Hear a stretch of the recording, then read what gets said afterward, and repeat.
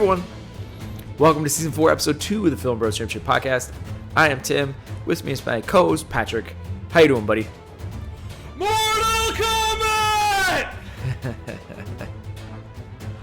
I feel like one of the first drops that we ever used is Mortal Kombat.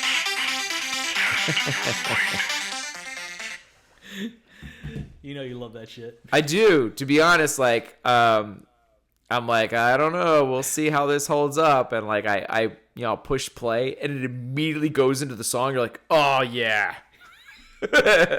It's nuts. Like, yeah, that song comes on, I'm ready to run through a wall. I'm like, right? Let's go! And then I know. the song's not playing. I'm like, but then every once in a while, like even and if the song comes back, like, yeah, exactly. Every once in a while, ever. you start to hear it come back in. You're like, yes. And it's weird because even sometimes the fights.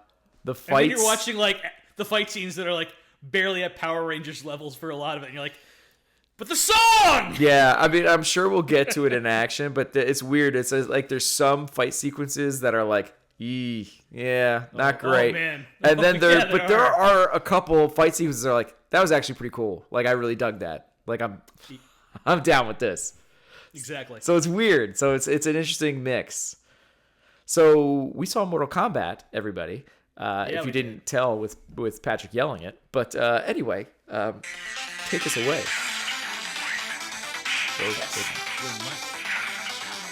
Test your mic. All right. Yeah, Mortal Kombat, based on the video game. It is about nonsense. Now, Well, if the bad guys from Outworld are going to invade Earth, unless the good guys of Earth can come together and win the Mortal Kombat tournament, the 10th. yeah, they have to win 10 in a row 9. in order to invade, and they've lost 9. Yeah. Yeah. So, last chance. Yeah. But, who was your guy in Mortal Kombat when you played? That's such a good question. It changed by the game, though. That's the thing. Really? Yeah, You like disloyal bitch. if we're talking like the OG, the original, Yeah. it was Liu Kang. Really? Yeah, it was Liu Kang that I Oh, played. wow. The bicycle kick rocked my world. Like I loved it. Right. Every once in a while, I'll throw a little Johnny Cage in there, but otherwise it was mostly Liu Kang. And then in 2,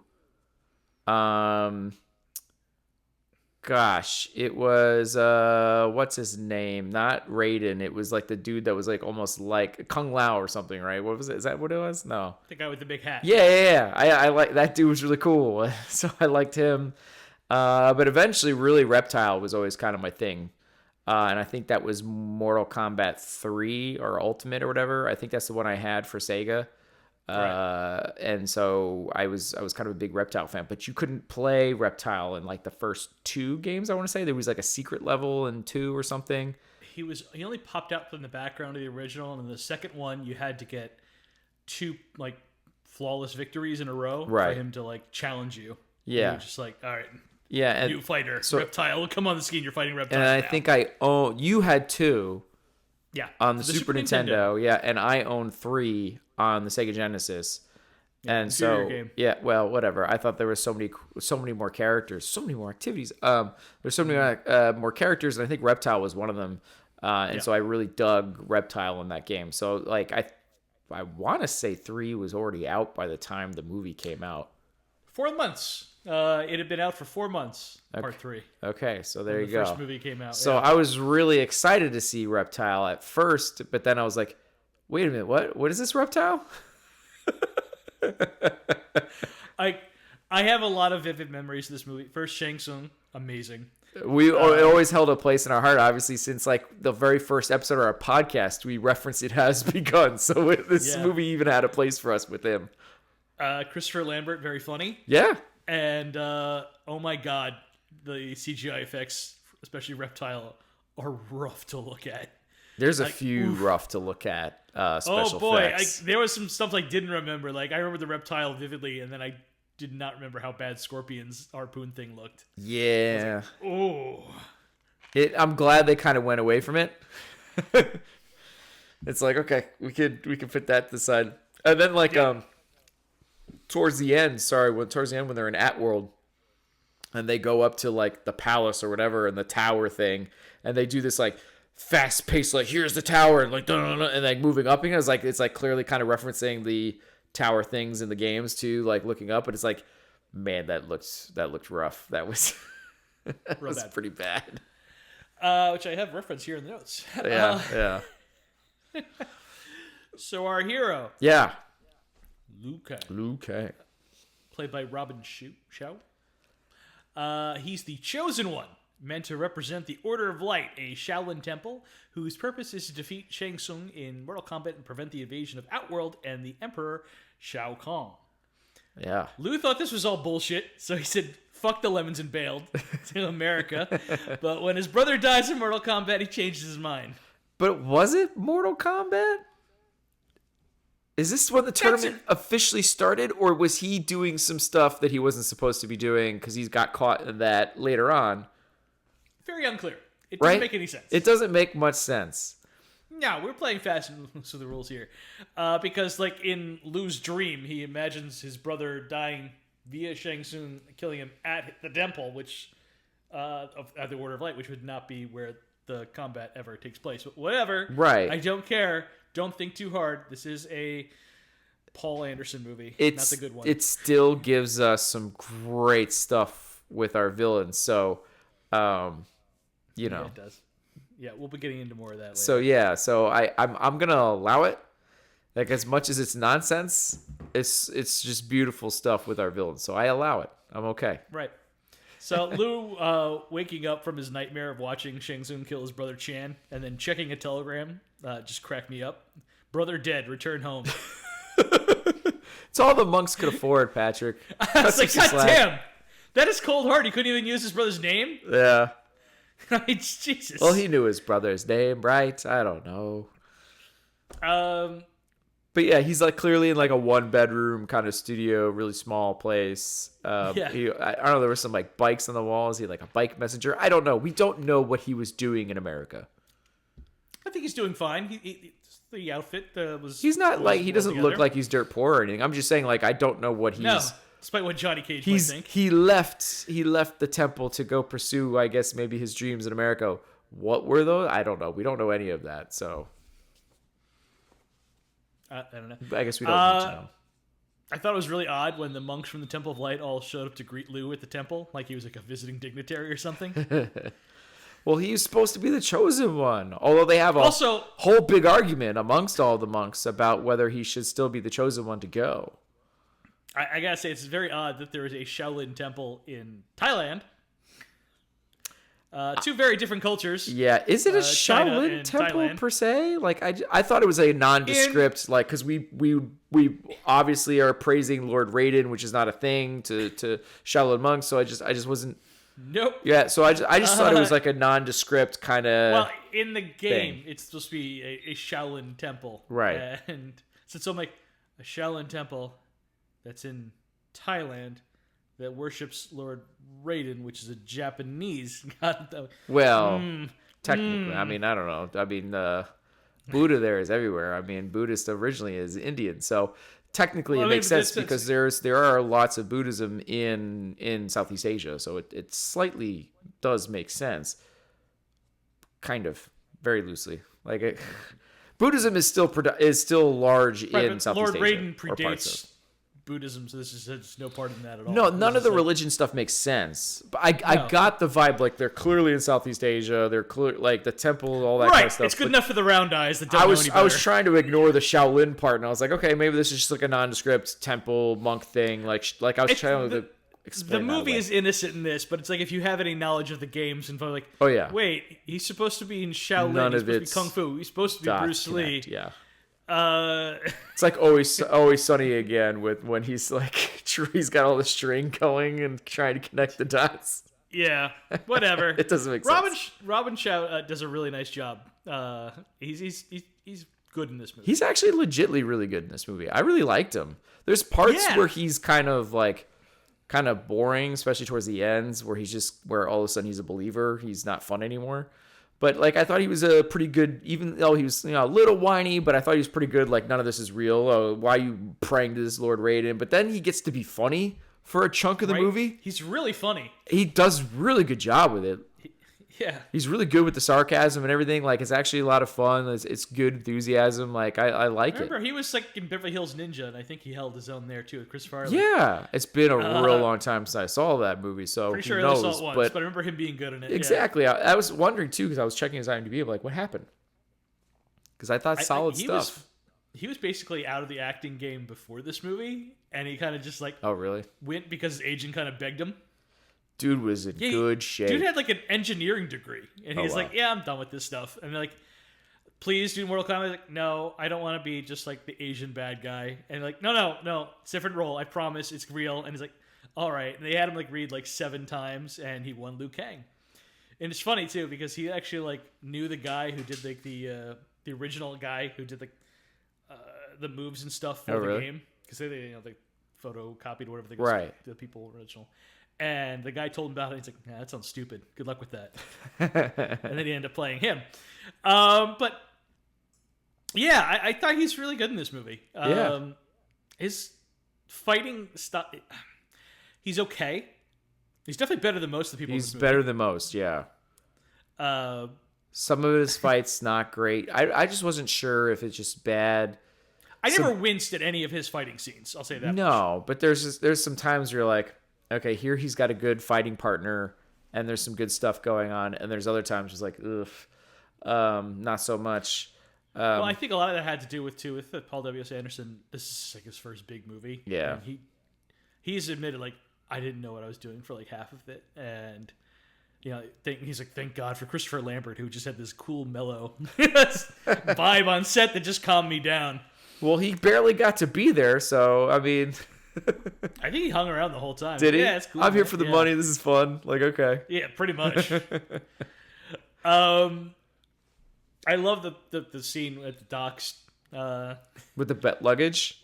Yeah, where Johnny's just assumes, casual racism, assuming that like he works on the docks, even though he's like dressed very nicely, like a leather jacket. Yeah, it's not like he's in like one of those stereotype address, you know what I mean? Like where it's like a dress shirt and like a jacket that makes him look like he's a chauffeur or whatever. Like he wasn't dressed like that at all.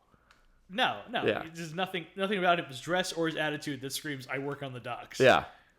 So he's like, grab my luggage, and he just like he gives him money. He's like, takes the money and just tosses the it gives him a nice smile, nice like F you kind of smile type of deal with it. I was like, it was really well done. And then there's great punches from him too, mostly to the time Johnny Cage. Every time with Johnny Cage, it's a good time. Sonya Blade blowing off Johnny Cage, and Lou pipes up, just another Star Trek fan, huh? And then what was it? Oh yeah, there's like a scene later on where like Johnny is like talking about how much he admires Sonya. Oh yeah, her mind. Yes. It's not her mind that you're admiring right now. It's like, that's good. I like that he acknowledges, but yeah. Yeah, I'll get into that one too later. Yeah. We'll bring that up. Yes, we will. Yeah. And like poor guy, he has to deliver some like real like ridiculous lines of dialogue too. And I think a lot of that comes later in the movie too. But he's pretty good at being earnest. Like I believe him. I believe he believes what he's saying. So I'm like, it's fine. Again, to be fair, right? At the end of this movie, I'm like, why haven't I seen him more? Like like he legitimately did a really good job here. Probably did a lot of heavy lifting for this movie. And more than you think. He had to do some like choreography and stuff with it too in the reshoots. Overall, I give him a 2.5 because like it's still just like kind of like a middle of the road character, and the action scenes never from him get that spectacular. There's some of my favorites, to be honest, but he has the best action scene, but he also has some stuff, and it's not his fault. But it's not his fault, honestly. Yeah, I gave him a 3, so it's not like I'm like that much further ahead there. Okay. Yeah. Our main villain. Yeah, our boy. Shang Tsung. Shang Tsung. Played by the GOAT, Cary Hiroki. Tagawa. Sorry, I apologize. I have had some vodka. Hell of a bad guy run in the 90s for Carey. He had Yoshida in Showdown in Little Tokyo, Sakamura in Rising Sun. I know technically not a bad guy, but technically you think he's the bad guy for a good chunk exactly. of it. When was that in relation to this movie? Was it before or after? Rising Sun? Yeah. Was it before? I think this is before. This Mortal Kombat came after Rising Sun. Yeah, okay. That's what I thought. Okay, yeah. And he was Kabai Sang, the pirate in The Phantom. A small bit. But man, does he own his moment. Anytime he is in something, he owns the screen. He really does. And and I remember when he showed up as just the good guy gorilla in Planet of the Apes. I'm like I knew the voice right away. I'm like, my guy! Yeah. You're back! And I really he's been doing mostly voice work for years. But he's amazing in this movie. He eats. He does. He knows how to put the right amount into it to where it's not like, oh man, that was cheesy or something. Like he gives you the right amount where it's like it's kind of like Nick Cage level what he's able to do sometimes with the way he delivers some of the dialogue, and he's always been able to do it. Yeah, he's got a really cool voice and recognizable. Really cool voice. I recognize him in that Planet of the Apes movie. I'm like, I know that. The way he delivers some of his dialogue with a smirk and everything too, like his face really does do a lot for him as well. It's very expressive. Yeah, I love an actor or actress that just has very expressive, and he's the best. The lines in this movie from him. Obviously, you have "It has begun," right? Like you have all that. They're nothing special, but it's his delivery that's just like, oh my god. Exactly. I want to touch on some of the other villains real quick before we just concentrate entirely on my dude. Fair enough. Just touch on him. Yeah, because I made this entirely about him. Yeah, that's fair. Well, I didn't want to completely ignore these. Are you gonna go Kano first? Is that who you're gonna go with? Yes. Yeah, okay. Since he was actually a human being. Yeah. Kano, played by Trevor Goddard. He's a tough, bloodthirsty criminal, but also an uncivilized, loudmouth jerk. Right. Sonya wants to kill him for killing her partner, and Shang Tsung is cool with it because Kano is a dick.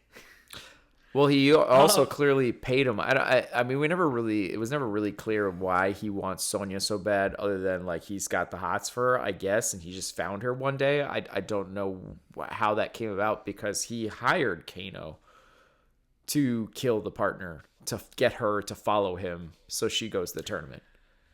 I don't know. In my head canon, and it's definitely my head canon, Raiden picks the heroes. Oh, yeah, no. Not in the movie. It's Shang Tsung's idea. It's Shang Tsung's responsibility to get them to the tournament. That's my head canon. That's your head canon?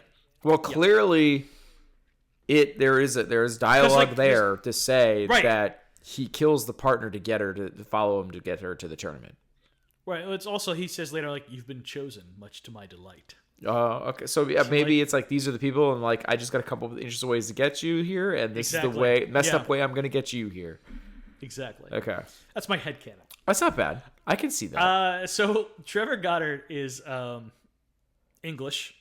What an accent he's giving, though.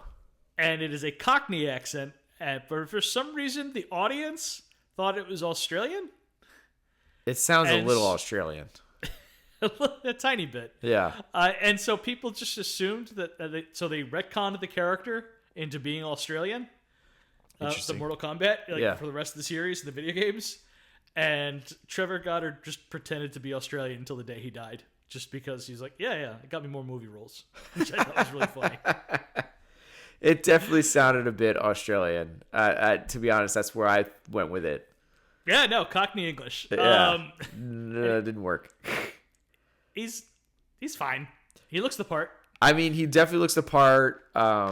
Definitely was in good shape. And it was a mixture of this accent is distracting and so ridiculous, and other times be like, oh, I love it. It's just a weird mix between both. But finally, limited life there, by the way. We don't get a whole lot. No. Yeah. Well, that's Mortal Kombat. Finally, we have Prince Goro, who is a 7-foot animatronic puppet that only occasionally worked.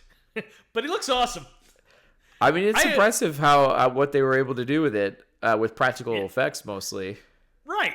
He's voiced by Kevin Michael Richardson, like an all-time great voice actor. I was about to say, like, I know this voice actor. I was trying to place it. Your favorite Kevin Michael Richardson performance would have been Morpheus in the Clerks cartoon. Okay.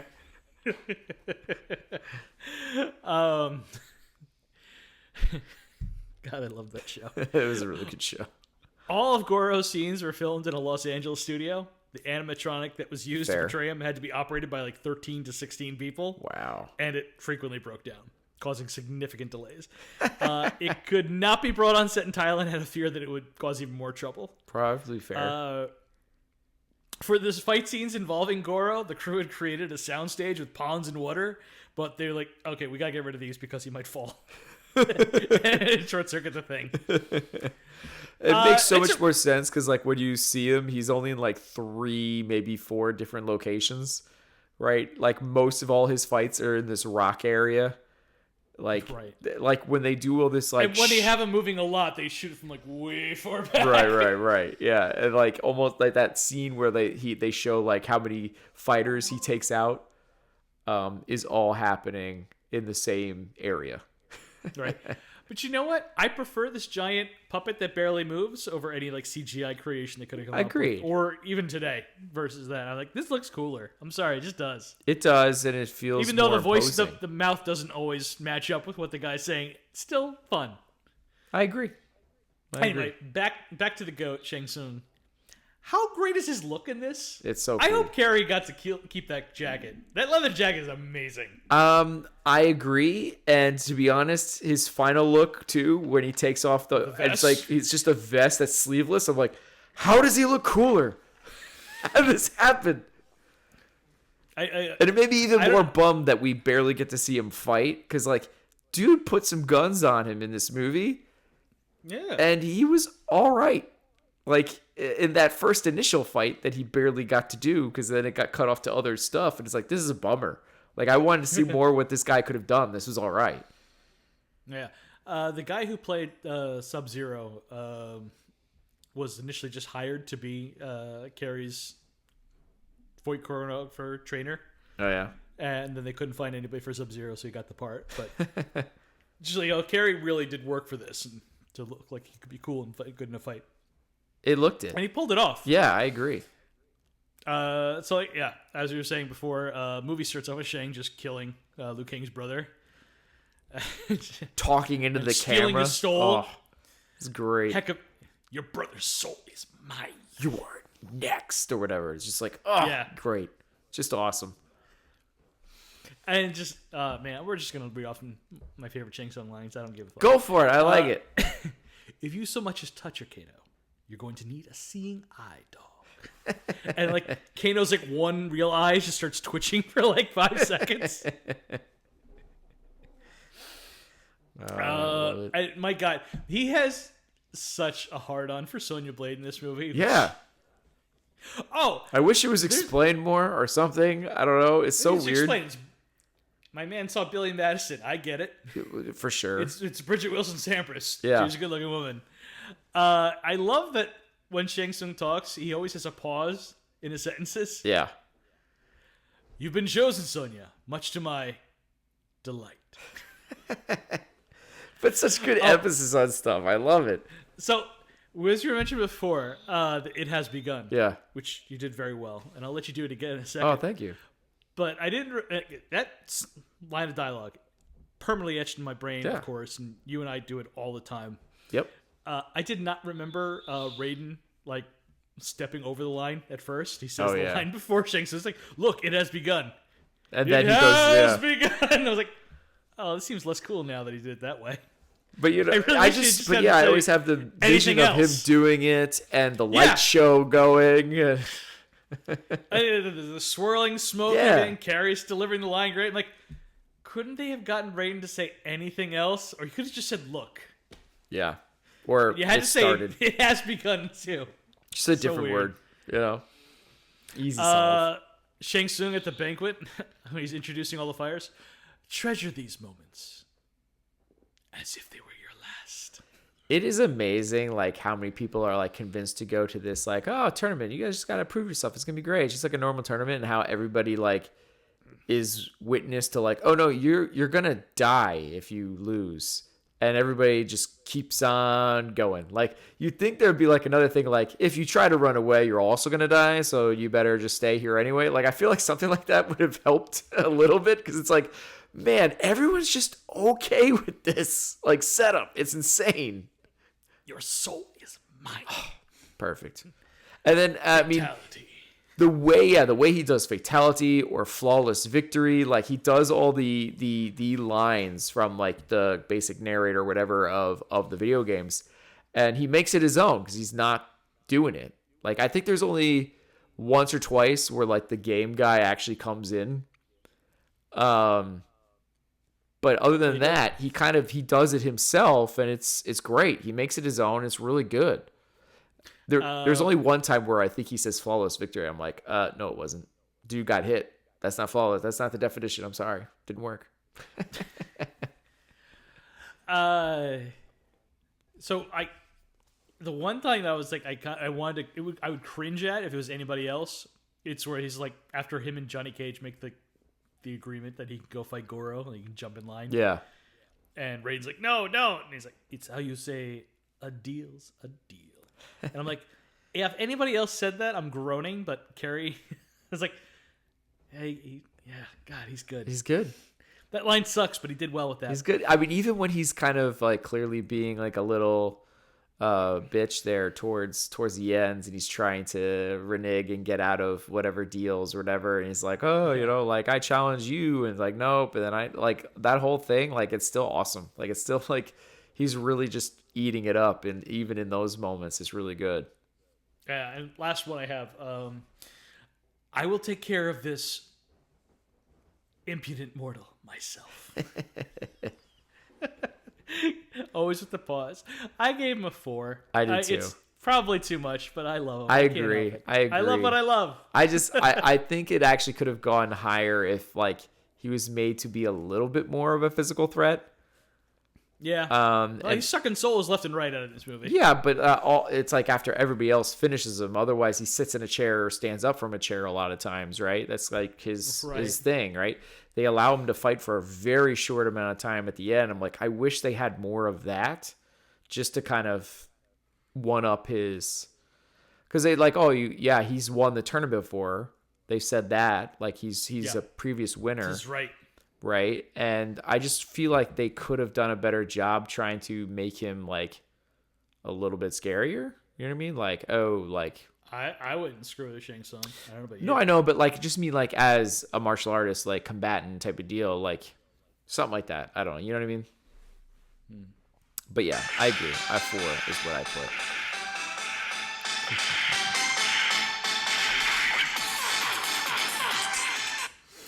All right, action. Yeah.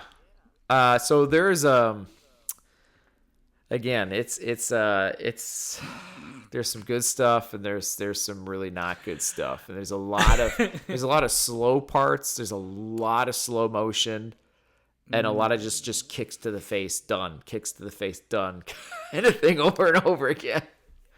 So the movie opens with a weak action scene of Shang Tsung easily defeating Liu Kang's brother Chan. Yeah, but I don't think that was the point of it. The point of it was just slow motion dream sequence, but I did giggle a little at like Shang just like backhanding Chan. I did enjoy that. That I enjoyed. Like, it was. I was like, yeah, Shang Tsung. Yeah, that I did, but it wasn't much really of a fight, so that's kind of it.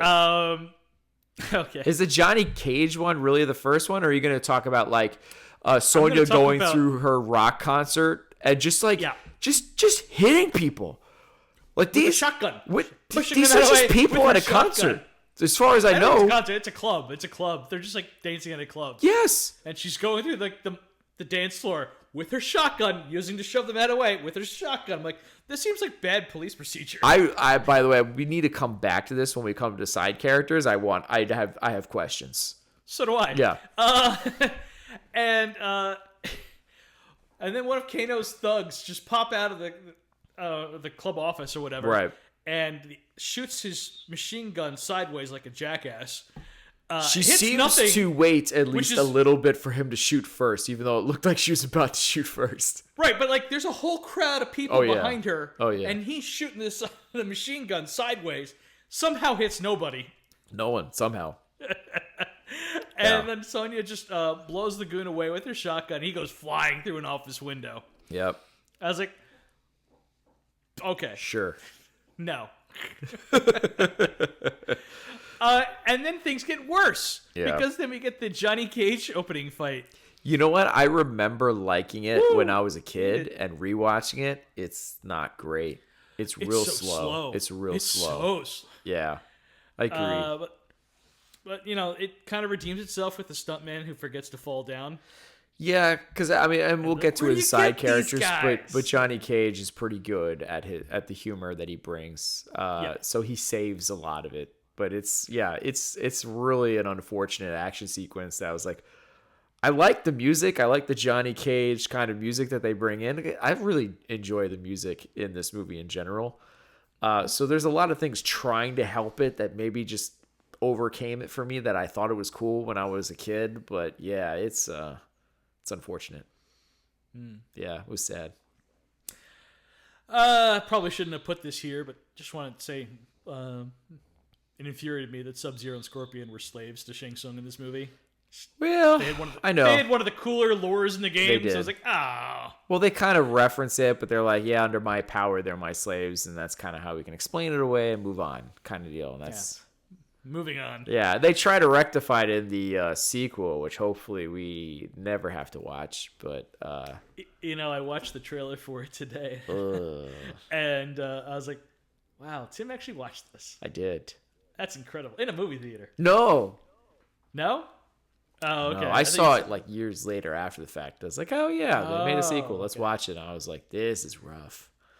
Yeah. No, it looks like someone made it at someone's house. It's not too far off. I mean, to be fair, I feel like even this movie, like, it was weird. It's just weird with its budget and how it spent its money or what. Because sometimes you're like, oh, it must have gotten some decent money, and then other times you're like, maybe not. Like, we'll get into that one later. Yeah. But yeah. So Shang holds a big welcome feast for all the fighters. Yeah, nice banquet. And then immediately messes with them. Before anyone starts eating. Yeah, right? Decides to hold a demonstration of what they're up against. It just tosses all their tables and food. So yeah. His masked goons just flipping over every table filled with food to make room for a masked goon versus Sub-Zero fight. We never get to see their rooms either. I would have been curious to see that. Based on the rest of the place. Well, that's a Johnny Cage joke I'll mention later. Yeah. Every goon is masked but shirtless and covered in baby oil, and the chosen fighter is the oiliest. Yep. He makes some moves to warm up, and Sub-Zero just hits him with a freeze blast while he's flying through the air and breaks into pieces. Right. Flawless victory. Yeah. And that's it. And again, that's like the one moment where it's like, what's going on now? First boat off? Like, excuse me? Right. Yeah, like, not for me. I'm good. Like, I thought I was just here to test myself, but now there's like witchcraft and sorcery here going on, and people are dying. Go sleep it off on the beach. Yeah, like, I'm good. So the heroes go snooping around and overhear Shang and Kano and Goro talking. And then they go to investigate some more and get lost, end up back where they were. But this time surrounded by bad guys. Yeah. Music kicks in. Which is nice, because then you're like, yeah. Yeah, it's back. But then it's unfortunate, because this is my theory. Everything with those kind of stunt doubles, those extra for fighters, the same thing with the Johnny Cage fight, and all those backup dudes, I don't think any of them were actual martial artists or anything, or really like trained stunt people. That's the impression I get, because I feel like most of the time with those fighters, those are the weakest scenes. Like, they're the weakest of the action. I don't think it was them. I think it's who the actors they were up against. Because the stuff with Liu Kang is decent. The stuff with like going up against Johnny Cage or Sonya Blade, like, and I'll go into explain why some of that is anyway. Yeah. But yeah, you got let's see.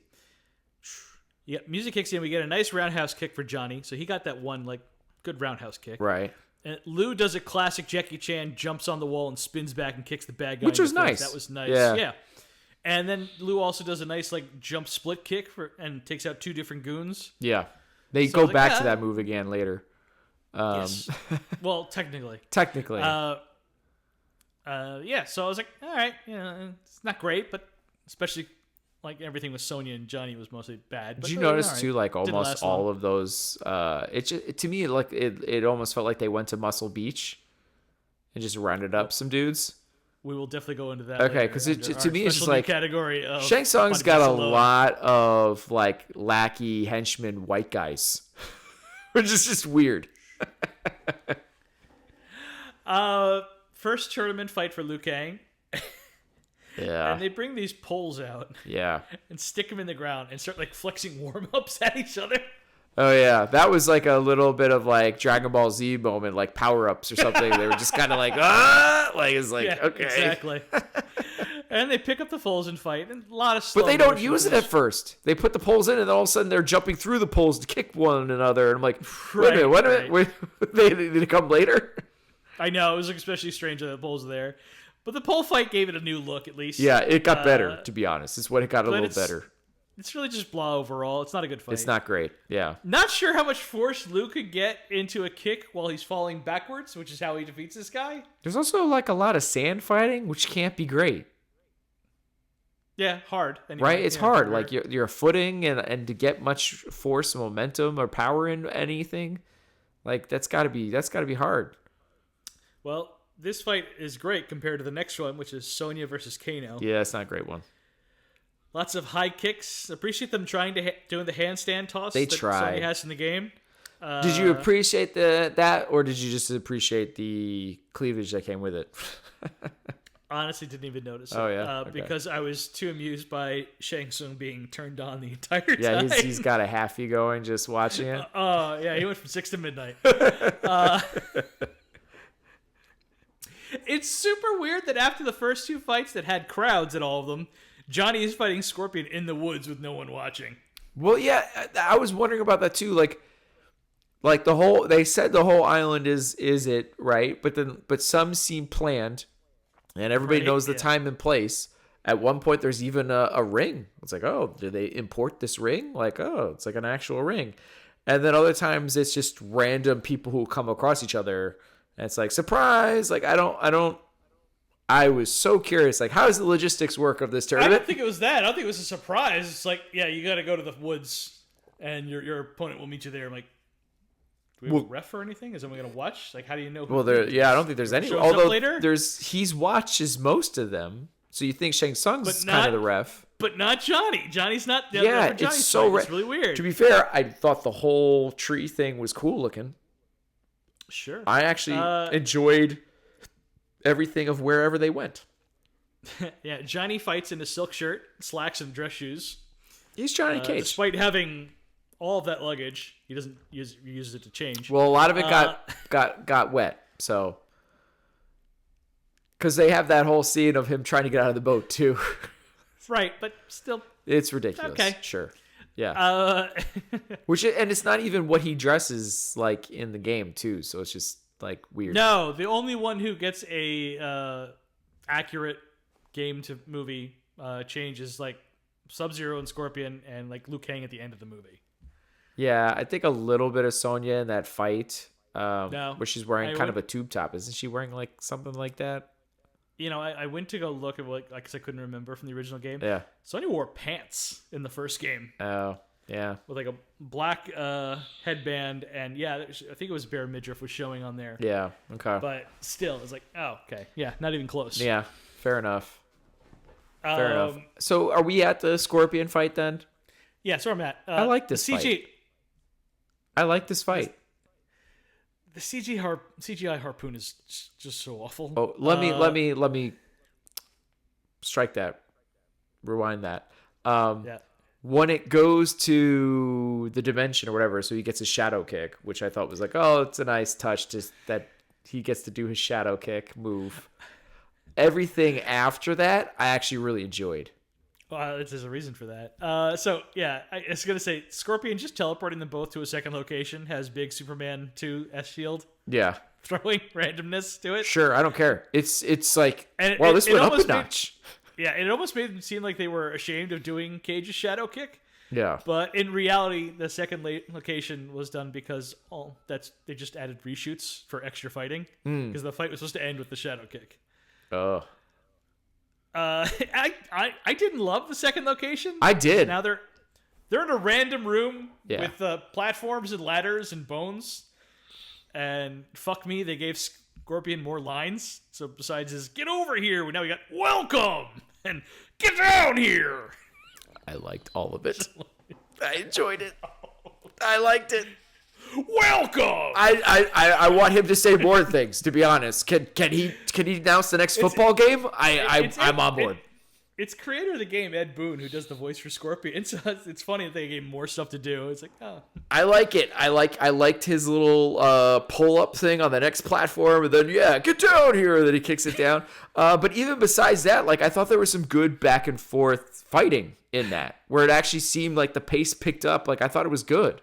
It's better than the first part, but it also feels sort of like a karate demonstration I would have seen in the mall in the 90s. Oh, I think you're being too harsh. I really legitly thought this was one of the best, not the best, but it's one of the best fight scenes in the movie is that section. I think the Scorpion skull effects looks worse than Army of Darkness, and boy, it's convenient. All those weapons are just laying there for Johnny to use. Yeah, I mean, I had no idea, like, if Scorpion got a paper cut, it's just lighter fluid that's just going to erupt him in flames and eventually blow up. It's like napalm flowing through those Yeah, flames. I mean, that was intense, but, like, I enjoyed the joke that he was a Johnny Cage fan. He had the friendship fatality from the Mortal Kombat 2. So I don't know. I liked it. I thought it was good. I thought the pace and the back and forth, the trading bars in this sequence was like a lot better. Like I actually thought this was like up to this point, like oh, this is getting rough. Is it all gonna be like this? And then this one was like, oh, okay, this is a lot better. This is good. Like I like this part. Then we got Liu Kang fights Katana, who is dressed like a dominatrix. I thought this was a weird moment for our villain. It's not much of a fight at all. Yeah. She's just there to tip Liu off on how to beat Sub-Zero. But it's just weird because, like, you have this whole sequence earlier, like, everyone keep our heroes here away from her. Like, we can't have this at all. But I'm also going to orchestrate a fight between the two of them? Maybe she's supposed to be there. That's why she's there. She has to fight for Outworld under her. I guess. Orders from her adoptive father. But nobody dies in their fight. I'm just stopping the fight. And it's just like, what? You disappoint me. Right, like... Not very wise. I was like, this is weird. Yeah. Let's go to a good one. Yeah. Raiden in disguise just dropping off some buckets of water. So Luke can use them in his match versus Sub-Zero. Yeah. Once again, no audience for this fight. Just in the room by themselves. Just random. Yep. Sub-Zero running up the wall and flipping over Liu Kang is cool. Yeah. No, I agree. That was as cool as shit. And Sub-Zero doing all kinds of cool flips and shit, going down the ramp later on in the fight. Yeah. Also awesome. The guy who played Sub-Zero was actually like the highest rated martial artist in the movie. Oh, yeah. Okay. Yeah. I think it shows. Like, it's definitely like... It goes up another level with the action sequence. Like, oh, this is also a lot better. This is the second best action scene in the movie. I agree. I was confused, and Sub-Zero just starts creating like an ice force field. I'm like, oh, well, this is a new power. To me, I'm like, this is unfortunately taking way too long. And it's simply amazing that the water never fell out of the bucket while Lou was spinning it around like a cartoon. Yeah, character. and then how it just it perfectly forms into the most giant like spear-like stalactite whatever type thing projectile. And it's like, well, that's convenient. Hey, look cool. I was happy to see some blood in this movie. Hey, Raiden knew it was going to happen. So yeah, that's for sure. Since how violent is the game, so I forgot to mention. So like the where Sub-Zero is like doing all this cool flips and shit down the ramp. Right? Yeah. Liu Kang was supposed to copy him and do the exact same thing, and Robin tried to do it a few times, couldn't get it done with the amount of time they had. So they just had him jump and punch in the air, go it's so bad. Yeah, It's so bad. I made a note about that too, and I had to pause and rewind and watch it again. I was like, "What is this?" Yeah, Look, that's so embarrassing. yeah. It's rough. They didn't have a lot of time in this movie. Yeah. Anyway, it's probably because of that stupid Goro puppet. I take it back. Probably. It's awesome. I take it back. Yeah, you love it and hate it and love it at the same time. Well, it was like Bruce on Jaws, just like causing all sorts of frustration all around. I'm sure. You couldn't get away with hiding it though. Unless you want to do some shadow stuff, but like that would look be cool weird. every time it's on screen. Yeah. Well, they do a shadow part in this movie. Anyway, that's true. I love the Goro puppet, but the Goro versus Art fight just looks terrible. Yeah. It's really bad. Not much they could do about it though. It's the one in the ring, right? Yeah, the random fight that's in a Yeah. ring all of a sudden. Genuinely funny to see how much Lou and Sonya give a shit, who have never talked to Art in the movie. Johnny is the one that at least has a couple of conversations with him, and he just likes him Right. because they compliment each other. Right, they knew each other. Thank Or they you. knew of Like each other. it's kind of like okay. Like I saw they mutually saw each other fight and liked my their favorite- moves. We're Yeah, friends. my favorite part of this fight is like these two muscle heads who are goons for Oh, yeah. Shang Tsung. They're, like, who are really just into shouting at each other. It's like Goro, Goro. Yeah. Again, they just seem like muscle beached guys. They're just muscular white dudes that somehow are these henchmen. Super psyched to see Goro. I know him. So Johnny showing up in sunglasses to fight Goro is Yeah. only for the purpose of a line later. And it Goro works. breaks them. It freaking lands. Yeah. I gotta give it to him. And then you got Johnny with the ball punch. Yep. Does the split. Which is the move, yes. Yes. Which is, this character was based off of Jean-Claude Van Damme. They asked him to play the part. He's like, no, I do Street Fighter instead. It's unfortunate. At the same time, and not. I don't know. It's hard to say. Well, I don't think I would want to have watched a Mortal Kombat movie where Johnny Cage was the star of it. So True. It's a good point. I'm kind of happy that things worked out. So yeah, Johnny punches Goro in the balls. Raiden is super excited. Yes. Punching like a guy in the arm. Yeah, sorry. And I love Johnny's hand hurts after punching him in the nuts. Yeah. It's got some hard nards. It feels like cheating for Johnny to leave the ring, but really no rules in this tournament, so whatever. Yeah, clearly. It can happen wherever. And- We've changed scenes before, changed locations, clearly in other Yeah, last fights. guy teleported me away. I can run away. Yeah, sure. Those are $500 sunglasses, asshole. I love the dumb look. It's like Scooby-Doo. It really is. And then you get the camera suddenly goes 100 yards away. Oh, yeah. The It's like a rest of the fight. quick cut away, and then... Takes a couple of kicks and knocks him off. Yeah, I don't know where he seems like he's falling into a different dimension. Yeah. Because, all of a storm sudden, clouds it's like and we stuff. got some, storm, it's like a hurricane down there or something. I don't know what's going on. Yeah, already the final scene in Sudden Impact looking great for that final fall compared to the Goro. You mean like sudden deaths? Was that you're talking about? Sudden death, Yeah, sorry. yeah. What did I say? It's Sudden Impact, which I think is a totally different movie, right? Completely different movie. Whoops. It's all right. I think that's the name of the movie. Wasn't that a disaster movie? I think. Sudden Impact. Is that the fourth Clint Eastwood? I thought Sudden Impact is the one with what's his name, the Hobbit. Sudden Impact. No. Sudden Impact is the fourth Dirty Harry movie. Oh, okay, my bad. That's the one where he says, "Go ahead, make my day." What was I thinking of then? Now I can't remember. Was it? Is it the one with Harry Potter? What did you say? No, I said the Hobbit. But not the Hobbit. What'd you call it? The Lord of the Rings guy.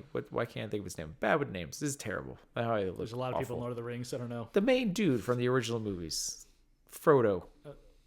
Okay. Frodo, right? Yeah. Elijah Wood. Thank Elijah you. Wood. There's an Elijah Wood disaster movie. Isn't Deep it like Impact. Morgan? Deep Impact. Deep Thank you. Yeah. That was embarrassing. I might cut that out. No, you saw the movie, so you should feel embarrassed. So anyway, Okay, fair enough. beats me. The reptile fight is easily the best in the movie. Agreed. And I love that they bring in the dude reptile, like it's like yes, and also the music rocks in that scene too.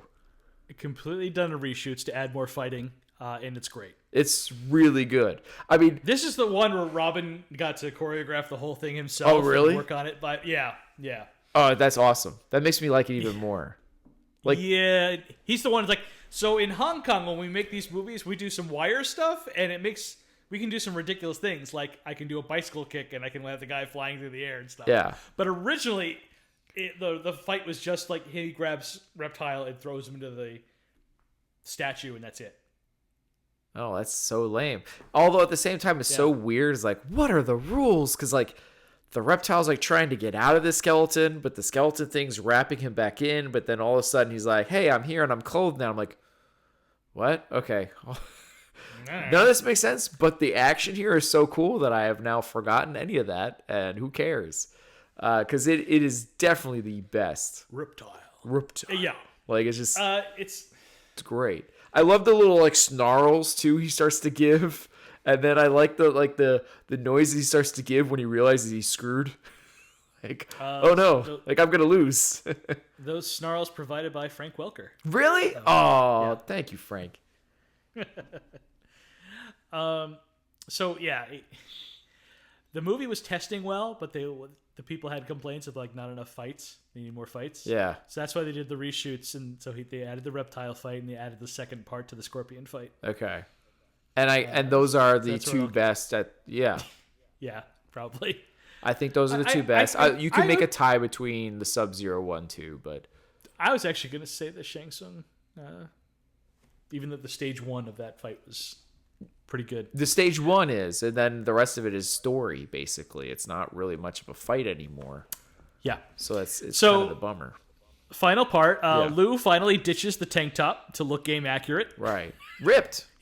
Don't worry, he finds it later. Yeah. It's okay.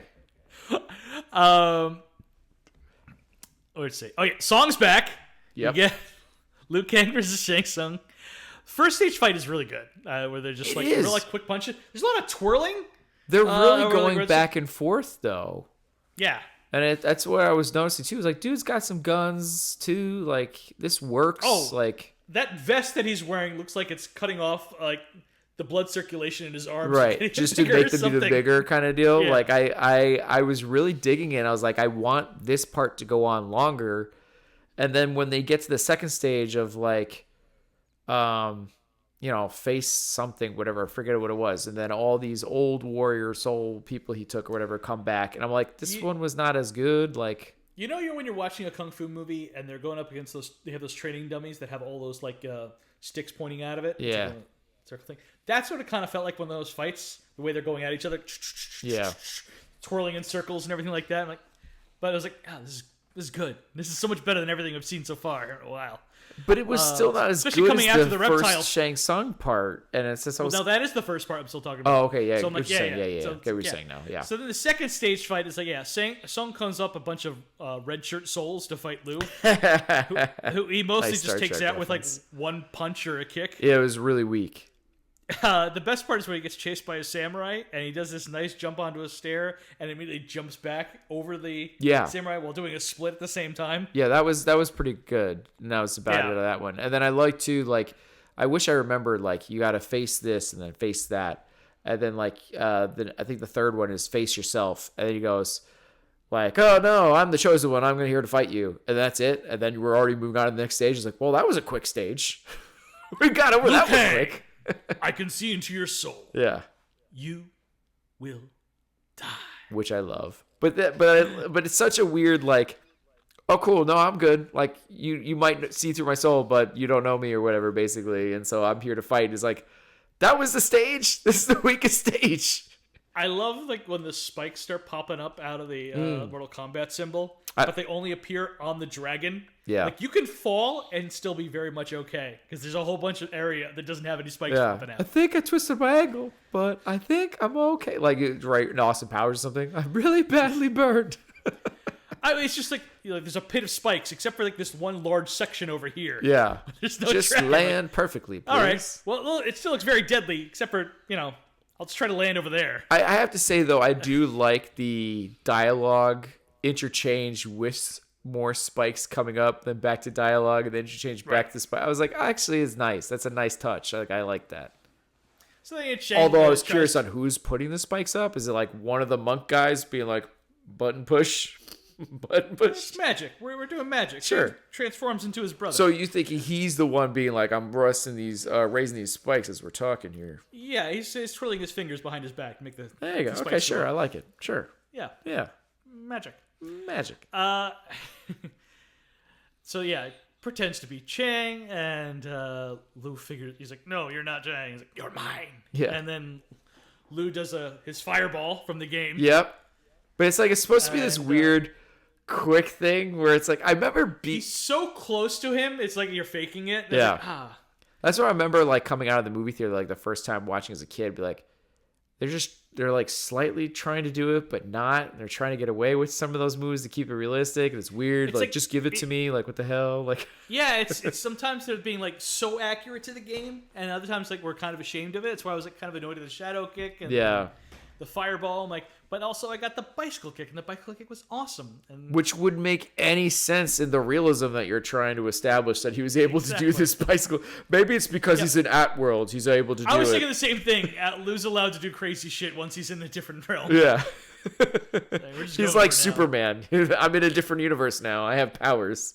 So I could only give this category a 2. I mean, there's one like really good fight. Otherwise, it's like it's a lot of crap. Sorry. I have it at 3. Right. I do. I mean, I get what you're saying. There is a lot of not good, but I really enjoy the reptile fight and that second stage of Scorpion so much that it made me go 3. Like that's how much I enjoyed those bits. Okay. Yeah. Supporting characters. Yeah, who'd you go with first here? Or who'd go Christopher Lambert? Lambert? Okay. I did not go with first with him, but I'm cool because that's a quick one. Christopher Lambert is a Swiss-French white man. Yeah. Playing Raiden, God of Thunder, Lightning, and Protector of Earth. To a bunch of Asian people. Based on the Japanese deity Raiden.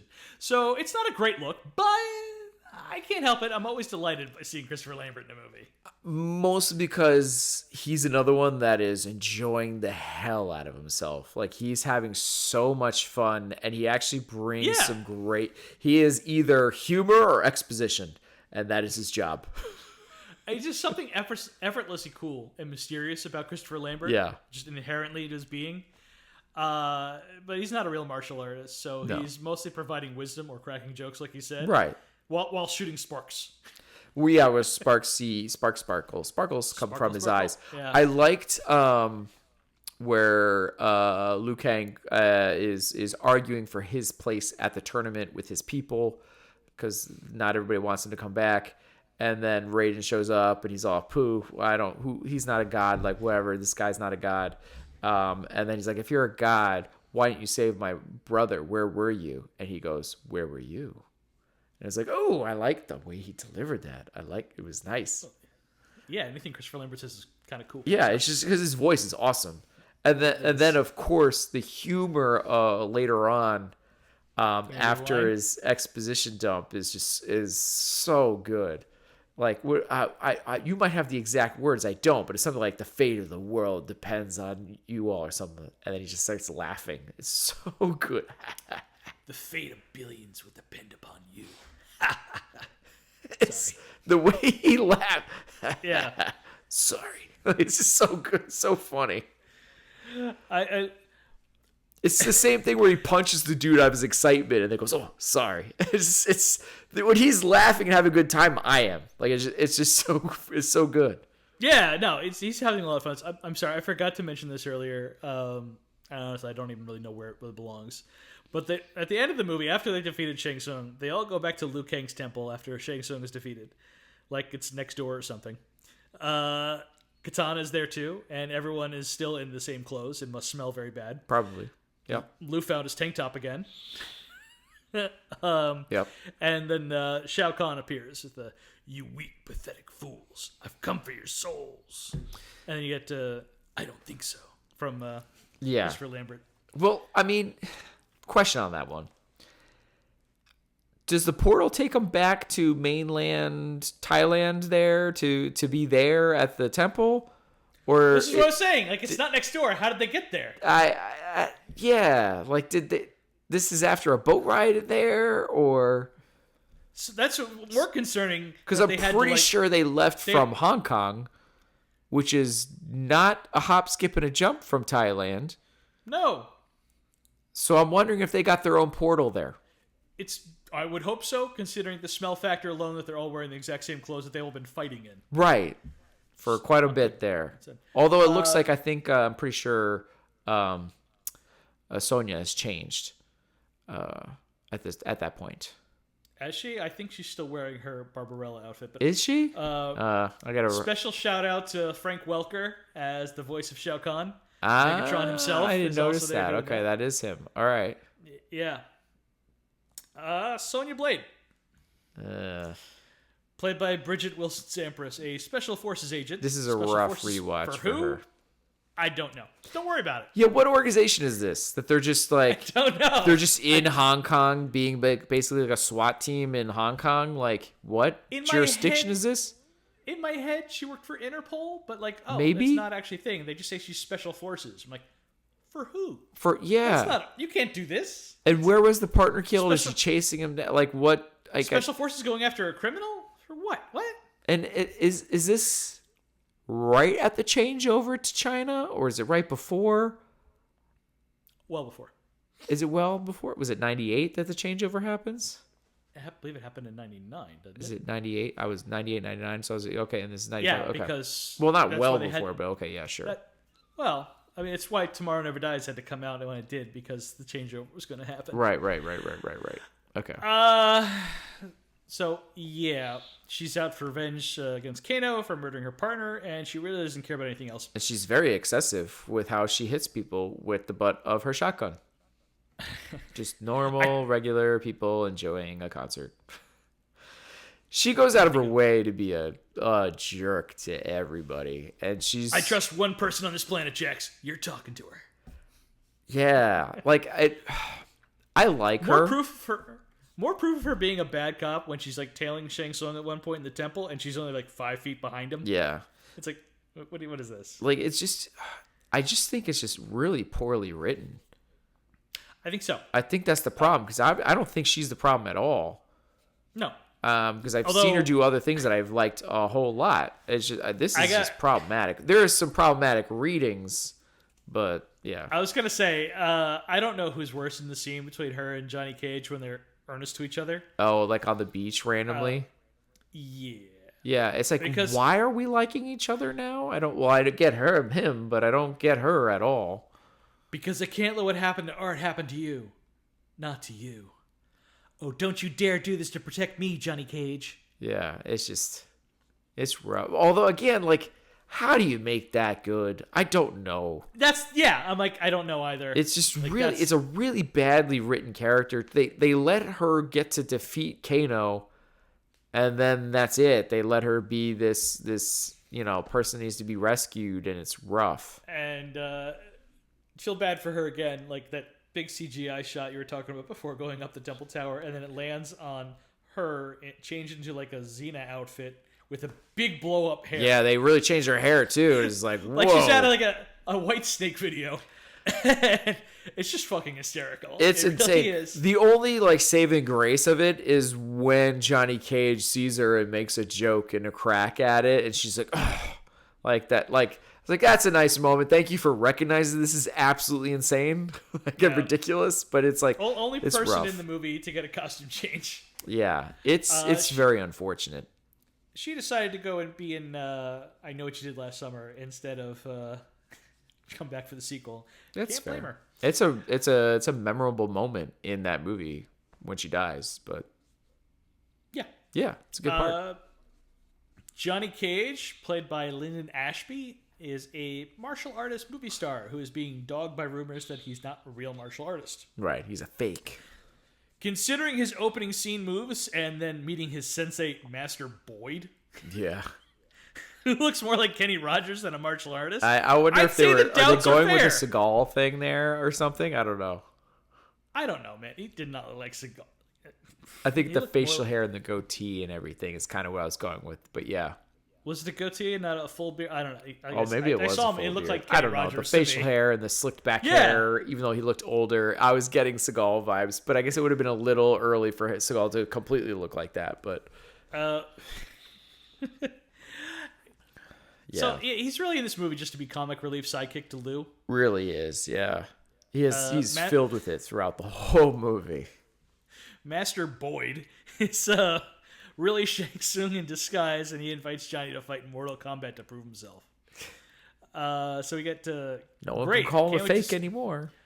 Right. I did enjoy when he finally gets to what would we call that thing at the top of the mountain? Is it the temple where Shang Tsung lives? I don't know what. Is that where he lives? I don't know. It's where I all don't the fighters know. go. That's a good point. I don't know. I don't know what you call it. His palace? Maybe.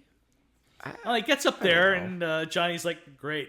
Can't wait to see what the bathrooms look like." I'm like, I honestly would have liked to see what the bathrooms Yeah, look like. that's fair, right? Again, a yeah, good same burn. thing. Like, oh, I know what the rooms look like. Yeah, let's see this.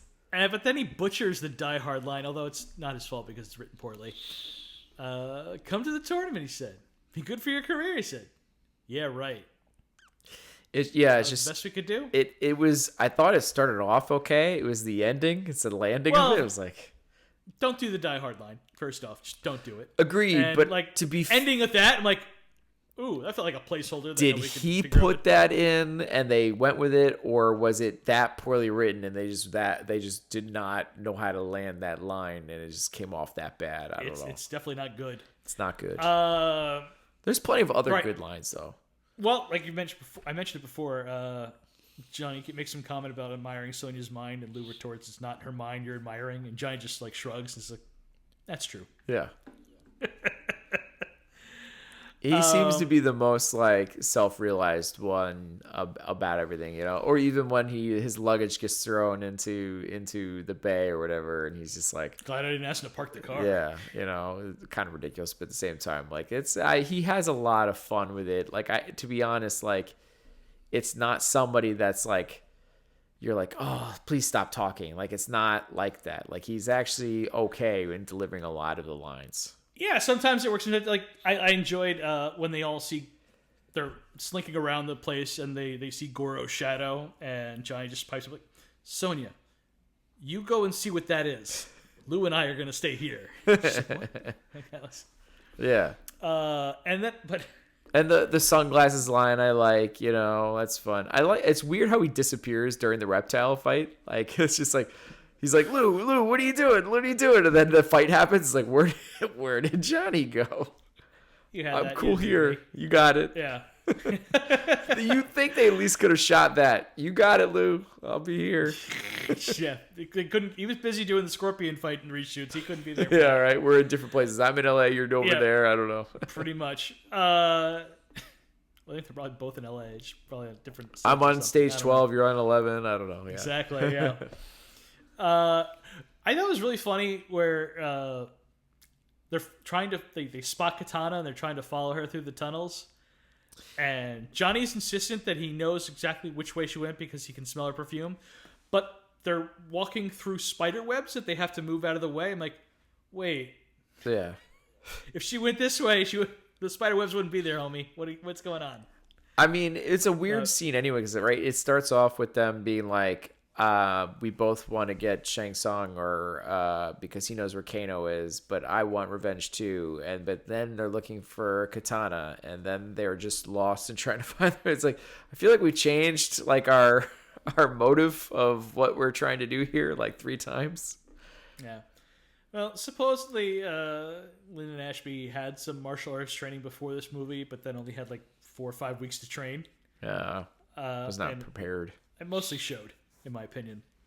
He had a couple nice moments here or there. Again, He could throw a convincing kick here and there, but like you Yeah. could tell, like if they only had like a month or so to train, like That's not a lot of time, Right? Especially if someone you weren't like really into. It's probably why they have him in the outfits they have him in, right? If he's not in that kind of shape yet, right? Right. Yeah. Where clearly, Liu Kang there is in shape, ready to go.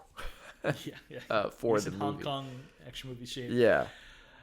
Princess Katana, played by Talisa Soto, is the adopted daughter of Shao Kahn. Didn't even put her on father. here. Not really sure at all why she's allowed to hang out on Earth. First time we see her, she's watching the fighters walk in while dressed in evening wear. Yeah. Sitting on a blanketed rock underneath an umbrella with lit candles next to her. It's a scene. I was like, what the fuck is that? Why? Honestly, nothing about her character ever made great. sense.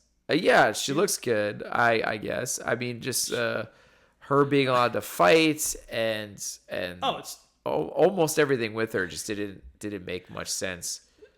90% of her job in this movie is to give Liu Kang fuck me eyes while softcore music plays over her, and then none of that ever pays off into being anything. Isn't it weird how like when Liu Kang and Shao Tsung fight and like everybody just leaves, including our other heroes? They're just like, good luck, buddy, and they close the doors behind. It's like, what is this? It's so weird. But like she stays long enough to go through the phases. Oh, it's the final scene, guy. Now this is the final part. Now we have to leave. Like what? Like I want to watch. What are you talking about? And, she's really pretty, but man, she has like a Van Damme like delivery while giving the Outworld exposition. I actually think you're being too mean to Van Damme.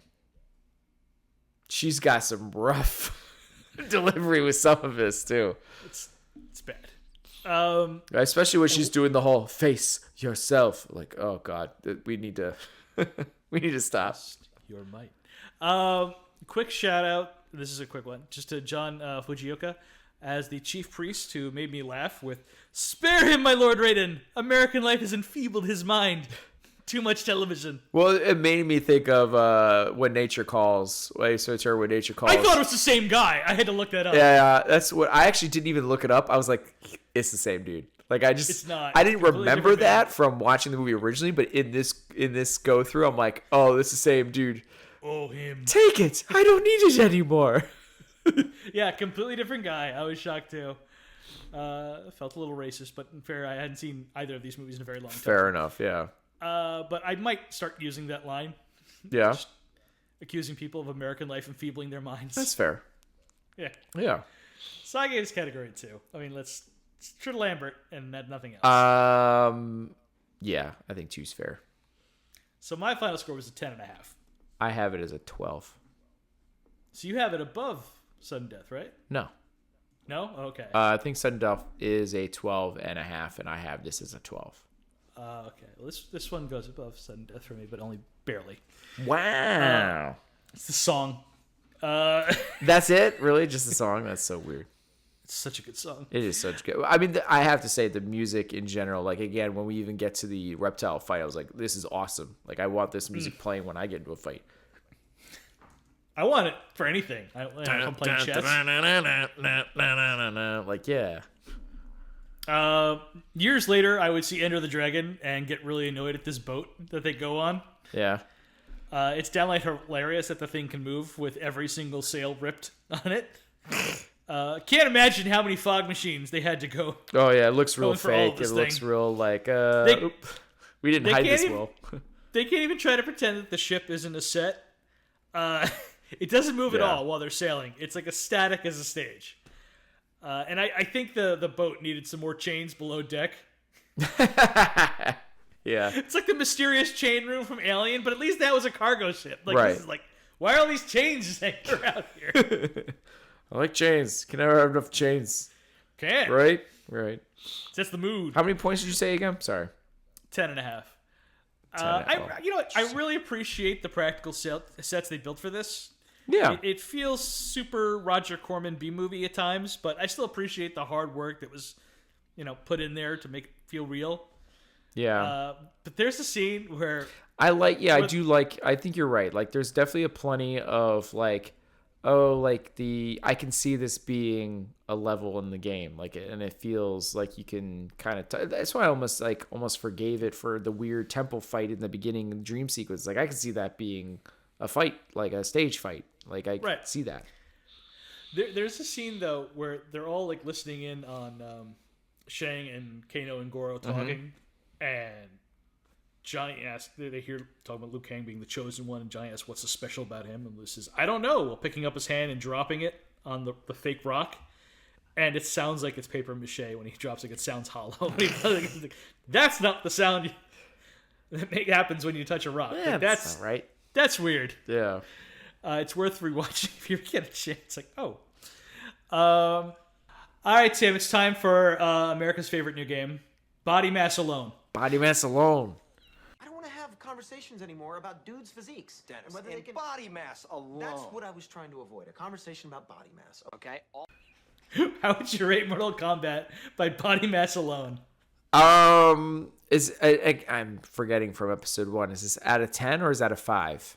Out of 1 to Predator. So 1 to Predator. This is, as Mac foretold. I love it. Sunny. So yeah, I 10 isn't always in my mind, but yeah, 1 to 10 is basically Predator. 10 is Predator. Right? Yeah. Yeah. Man, I guess I gotta. I don't know if I want to go 6 or 7. I think it's kind of my range. Because like some guys are pretty darn ripped. And then there's others like Luke Cage, who's like clearly more clothed, and like Johnny Cage, yeah. Yeah, right. Like Sonya's not looking too gunned up herself. Yeah, exactly. Raiden's like really baggy clothes. Like there's some people that are just very clothed, but then there's like all the bodyguards who are clearly Muscle Beach lookalikes, and that's what I'm saying. Yeah, they're huge. And then Liu Kang himself is pretty ripped, right? Kano. Shang Tsung is got some guns. Kano, as you said, right? He's looking Prince pretty Goro. good shape, right? Well, the animatronic is a little muscular, sure. Yeah. So I guess sure. I'll go more like 7. What are you thinking? I was thinking 6, just because Sonya and Johnny really just takes this stuff down. It really. I'm not sure how jacked up Art was either. Yeah, he's pretty clothed too. He's wearing some baggy stuff. Yeah. Or the pole fight dude was pretty ripped too. It's a good point. On the beach, he was pretty. He had some pecs on him, man. He looked more like he was ready for Fight Club than he was for Predator. He looked like Eddie Guerrero from Tekken, which I'm not sure is even released yet, or if it was, I'm not sure if he was a character yet. No clue. Who knows? Wasn't my game. That was your game. Oh, I love Tekken. All right. That was it. Body Mass Alone. Body Mass Alone. That's it. Great category. Thank you. Yeah, no, we were definitely there opening weekend for Mortal Kombat. Yeah, for sure. That was like a big deal. Like we were obviously playing the games. We were fans. Like every kid our age was. Like this, parents were horrified, but somehow still took us. Like some parents were more specific about going into the settings and turning the G mode on or whatever, get the blood out of the game, and then there were other settings where you can turn it up, and well, yeah, you had to like put the code in for like the Super Nintendo to get the blood in. Yeah, easier to do in 3. I think that was just automatic by that time. It was just in the settings, like it was just like it wasn't a Game Genie thing at that point. Okay. So what are we watching next week, Tim? Good question. So I'm trying to go with something that's streaming this time, since we're thinking let's try to get the streaming stuff out of the way to make sure we don't lose it. And I also want to save good stuff for later. So I'm going to go with something I saw at the Jefferson Valley Mall once and was really bad to me as a kid and is supposed to be universally hated. And I want to revisit it because I'm just darn curious. We're going to watch Cutthroat Island. Woo! Whoopsie! No appreciation for my Mortal Kombat reference. All right. Cutthroat Island. Cutthroat Island. Hey, why not? Get our Gina Davis on. I never... You know what? Yeah. Absolutely. Gina Davis, Sure. always a treat. And Frank Langella. Yeah. I mean, it should have worked technically in theory, right? Directed by Rennie Harlan and kicked out of Hollywood as a result afterwards. Well, basically. I mean, it almost killed did Gina Davis, too. Was this before or after The Long Kiss Goodnight? I want to say it's before. It is before. Okay. So they had one more. What was which The Long Kiss even Goodnight? better. It was 97? 96. 96. Next year. All right, year off. Okay. I think this thing was massively delayed. But anyway, yeah. So, Cutthroat Island. Cool. Yeah. So it's streaming on a few different, at least what you put, Plex, Pluto, Tubi, CW app. Oh, interesting. Yeah. I thought that was funny, too. I didn't know that was a thing. It is. Okay, then. All right. Should be interesting, then. Yeah. All right, that is it for us. Please show your support for the podcast by leaving a review on Spotify, Apple Podcasts, Google Play Music, or wherever you happen to listen to the show. Also, sharing is caring. Be sure to follow us on social media, get the latest show updates. You can contact us by emailing at filmbrochamp@gmail.com or find us by searching for the hashtag FilmBroChamp.